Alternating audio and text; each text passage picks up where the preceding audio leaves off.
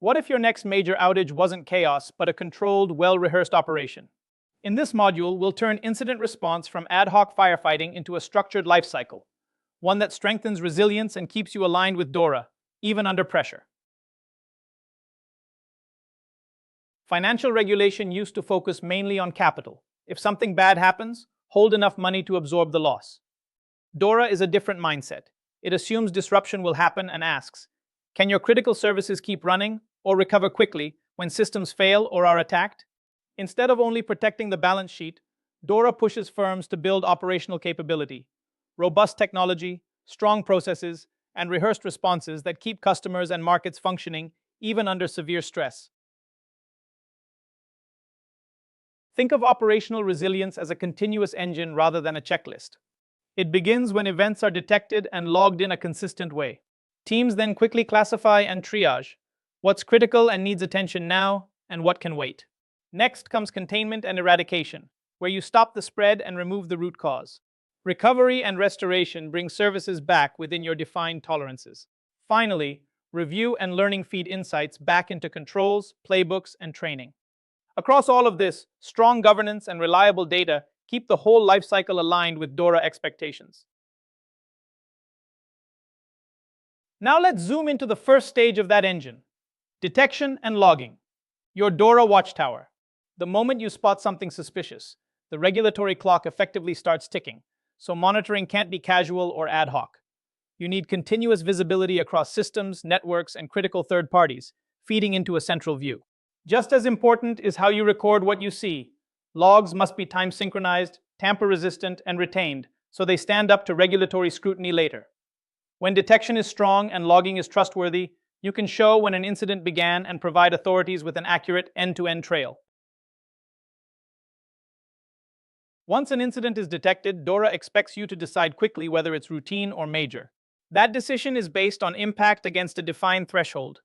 Impact includes how long services are down, how many users are affected, whether data is lost or corrupted, and how widely it spreads geographically, especially for critical functions. Once that threshold is crossed and the incident is deemed major, formal regulatory reporting is triggered. For those major incidents, DORA treats reporting as a relay, not a single document you rush out at the end. First, as soon as the incident is classified, you issue an initial report. The priority is speed, not perfection. Alert supervisors, share what you know so far, and confirm you're actively responding. Next, you refine the picture.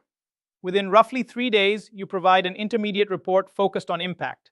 Which services, which customers, what data, what workarounds. Finally, you close the loop with a report on root cause, lessons learned, and concrete remediation, so the same failure is much less likely to recur. Major ICT incidents rarely live in a DORA-only world. The same event might trigger GDPR notification because personal data is affected, and NIS2 reporting because an essential service is disrupted. Operationally, 3 separate processes are a recipe for confusion.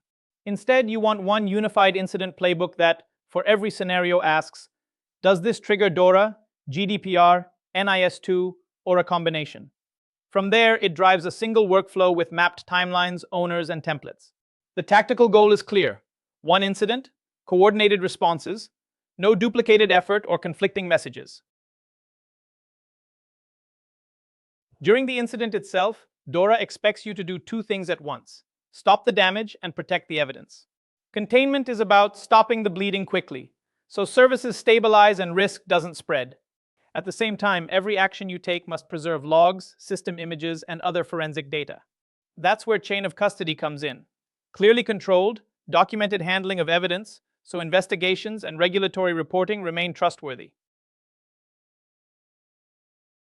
Restoration is about getting back to a trusted business-ready state, not just turning systems on again. You start by rebuilding in a clean environment, so malware or the original fault can't reappear. Then you eradicate the threat and restore only from backups you've already verified as trustworthy and uncompromised. Validation and testing are essential. Can users actually work? Can transactions be processed? Do controls still function? Throughout, you measure against RTO and RPO. RTO is how fast services must be restored. RPO is how much data loss in time the business can tolerate. While all of this is happening, you're not just fixing systems, you're also managing the story around the incident. Incident commands should be the single source of truth for every external message.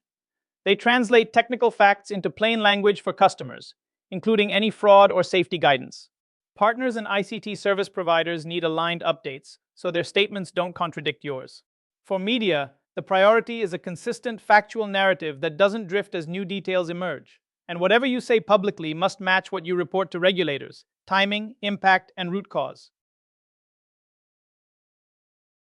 Once the incident is under control, DORA shifts the focus to learning. Post-incident review is where an ICT crisis becomes lasting resilience. After a major incident, you reconstruct what actually happened, the timeline, the decisions taken, and how effective each response step was. The aim isn't to assign blame, but to find root causes and fix weaknesses in technology, processes, and governance. Those findings feed directly into your improvements and into the final regulatory report. Root cause analysis goes deeper than fixing the immediate bug. DORA expects you to ask why an incident was possible in the first place. The visible symptom might be a technical failure, but underneath you often find process gaps or governance failures. Techniques like the 5 whys, fishbone diagrams, or fault tree analysis help teams move beyond blame, uncover systemic weaknesses, and implement changes that prevent similar incidents from recurring. Closing the loop turns DORA from a one-off project into a living system. After every incident, test, or near miss, you define corrective and preventive actions and push them back into your environment. That can mean tightening monitoring rules, updating runbooks and policies, and embedding lessons into staff training and exercises. Those same lessons should also feed into your resilience testing and, for in-scope entities, TLPT scenarios. Over time, this feedback loop is what turns basic compliance into measurable operational resilience. Resilience under DORA doesn't stop at your data center. It extends across every critical ICT third party you rely on: cloud, payments, core banking platforms, specialized SaaS, even niche providers that support a single critical process. Each one is part of your effective perimeter because their outage quickly becomes your incident. DORA's message is clear. You can outsource capabilities, but not accountability. So your controls, monitoring, and testing must deliberately cover this whole ecosystem, not just internal systems. And your contracts and risk processes have to enforce that shared responsibility. DORA is more than another compliance checklist. It's a blueprint for how your organization survives disruption and keeps critical services running.